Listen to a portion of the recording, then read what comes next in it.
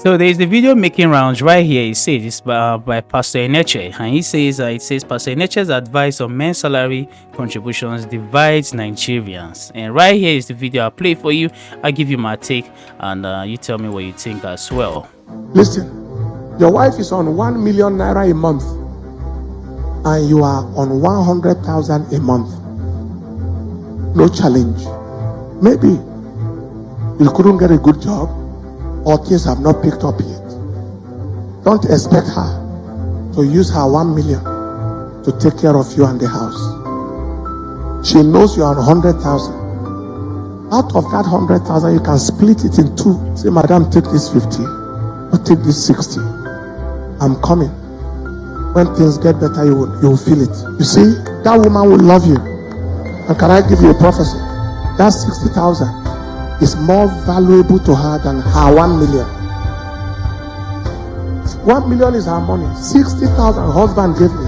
Husband found. His sweeter husband gave me. That one will be kept somewhere.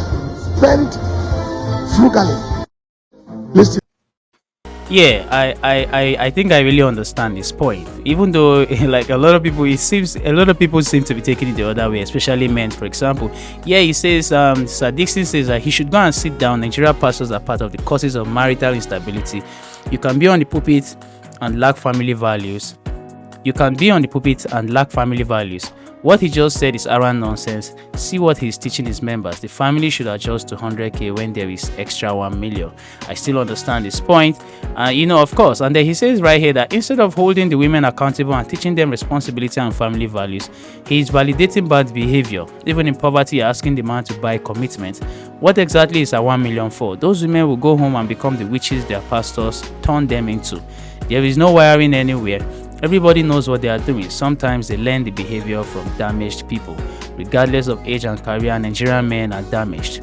Now, you see, for me, I think I get Pastor Enenche's point. Of course, you already know me, I'm irreligious, so I'm not trying to support any pastor. But I think for him, he's trying to say that the fact that your wife earns more than you should not just automatically mean that you cede the responsibility role to her. Like you just show that commitment that regardless of the fact that I'm earning lower, here is my own quota. Even though, in a way, he knows that the responsibility at hand, of course, is more than that amount. And yes, but he's not making it directly same as to the wife's going to contribute. Now, for me, I have never gotten married. I do not plan on getting married. I hate the marriage institution. It's one of the reasons why sometimes when I want to talk about it, I feel constrained because it seems as though I am not getting married. I don't like the marriage institution, so why am I talking about it? But at least I read history and I've read the history of marriage and I understand how marriage is. I think one of the reasons why marriage is failing today is because of the power dynamic that has shifted. When you look at the structure on which marriage was being centered or how it was founded, you understand why we have this whole problem that we continue to experience today. Marriage was never centered or was never built on the premise that a woman would take responsibility for the house in that kind of way of which it is becoming today. But when feminism came and it helped champion the cause for female inclusion into the workforce, eventually what happened? Here we are. And so women now earn in most cases more than the men. Sometimes it doesn't happen like that in the beginning. You get married, you're earning more than your wife, then life happens, circumstances happen, and then boom, your wife seems to earn more than you, and then we get the issue begins to pop up. And I think that because of what marriage really is, women themselves did not see themselves in that light of assuming that role. And then eventually when they start to assume that role, they begin to carry out those similar responsibilities that the headship role requires.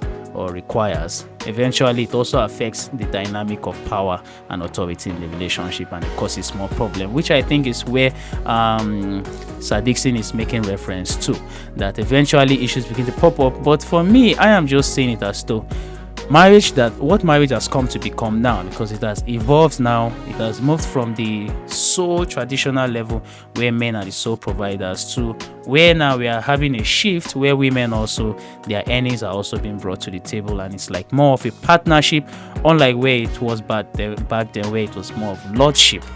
because when you look at the history of marriage, women were more like properties, hence bride price, hence the reason why men had to get money first, secure their houses, do all of these things, and then pay bride price, and then take the woman home and assume full responsibility. These days it is now becoming different, and then now eventually we are editing it into something more workable, because if it doesn't happen like that, a lot of men are losing their economic strength. The economic strength that rested on the shoulders of men. Now you can see gravitating towards the female angle. We have more women, more graduates, more women who are graduates, more women who have economic opportunities and who are earning more. This is actually a very controversial topic. It is very, very controversial. I mean, you can already look at it. It has about 1,000 retweets, and the comment section has like 1,200. It's flooded already, and you definitely have opinions going here and here, back and forth. And right here, this person say you are all misinterpreting him, which is actually coming from a woman. And he said the 1 million will still go to the family, but his 50k holds more value to her than her money, which I think is what I sense from Pastor Enenche's statement. Like a woman derives that pride in my husband gave me, regardless of how much she earns. I think that's why that statement, they say that somehow, no matter what a woman really is, the value comes from how much a man appreciates her. And so in most cases, it is not really about how much you give. It is that the effort, the sign that you show that you're giving. I think I cannot agree with these rookies cookies, and I think the men are very angry. Yeah, he says that, Pastor, you are mad. Yeah, it's a very important message, please. And I think that with the women tend to be applauding Pastor Enenche's message while the men are disagreeing. But eventually, the fact remains that if you are married and your wife earns more than you and you do not have, is she going to leave the marriage? I think most marriages tend to begin to spiral down when issues like that happen. We begin to have issues like the man feeling offended from these issues, because I have come to the acceptance that no man's ego is more fragile than a poor man's ego, or a man who cannot afford to provide, as every single thing he sees it from a sensitive lens. I inclusive, I'm a very broke guy, and I can tell you that when I relate with my siblings, there are certain tone you could use for me, and I could just interpret it in that way and say, oh, because I don't have money or what. So I kind of think that when a man doesn't really have money, he kind of perceives a lot of things from a fragile angle. And so men kind of feel hurt for the fact that me, I don't have money, and then eventually, it still means as though I need to drop all the money. But then when you look at it again from a red pill angle, on the flip side, the red pillars agree that if the man was the case, if it was the case that the man was the one earning $1 million and the woman 100,000, he probably wouldn't be needing a single penny from her and would just shoulder the whole responsibilities without expecting anything from her. And so in this case, why shouldn't it be that the man now?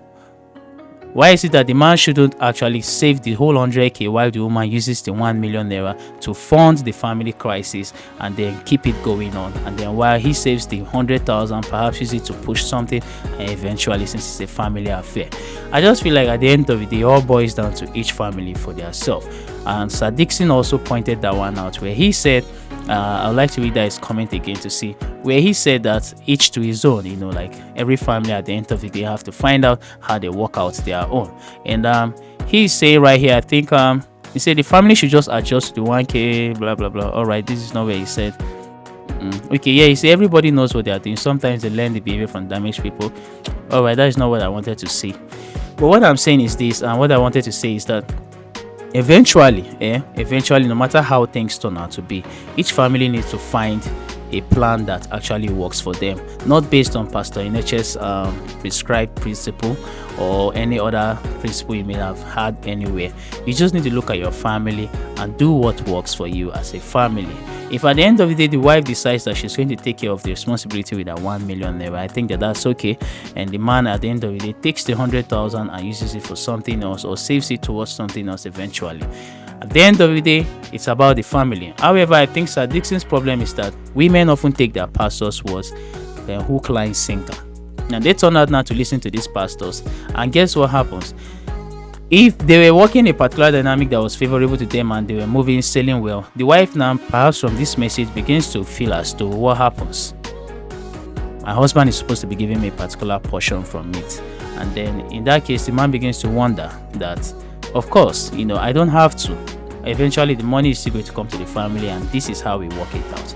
I mean, the family settings, the marriage settings is really a complex one, especially in our age. Back then, it didn't used to be so, because provision wasn't too difficult as it is today. And what I mean by not too difficult as it is today, because the economic system was more vested on agriculture. Most of the needs that we have today, that has become some of the problem, like school fees. We didn't have schools back then, because of course it was more like farming, and that was the main economic activities, and so you didn't have extra expenses on the side. Now it's a whole lot. Urbanization is the norm now, and people living in urban centers have a lot of things to pay. The utility bills alone are so overburdening, and so it is understandable. Each to his own. At the end of the day, everybody should work out a formula that works for them, so that at the end of the day, we don't begin to have problems that we would point back to the pastors. I think there are such conversations like this, honestly. Maybe the pastors should kind of just refrain from it, because it becomes very controversial in its sense. Eventually, it's up to you guys who are married. I wish you all of the best. And yeah, it's Great Dave Entertainment Vlog. And I'm out.